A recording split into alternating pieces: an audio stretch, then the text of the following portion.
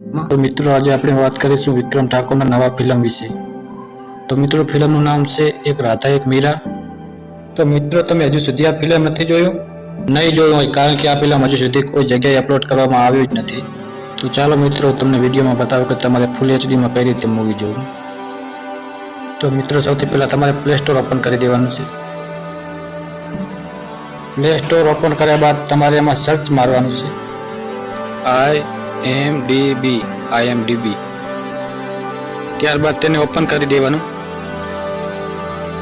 Open કરશો એટલે તમને બધા ફિલ્મ દેખાશે. નીચે બિલો કાર્ડ જેવું દેખાય એમાં તમારે સર્ચ મારવાનું. ફિલ્મનું નામ એક રાધા એક મીરા. તો મિત્રો તમે આટલું સર્ચ મારશો તો નીચે મૂવી આવી જશે. તમે જોઈ શકો છો નીચે મૂવી આવી ગયું છે વિક્રમ ઠાકોરનું. તો મિત્રો તમે ઓપન કરીને જોઈ શકો છો.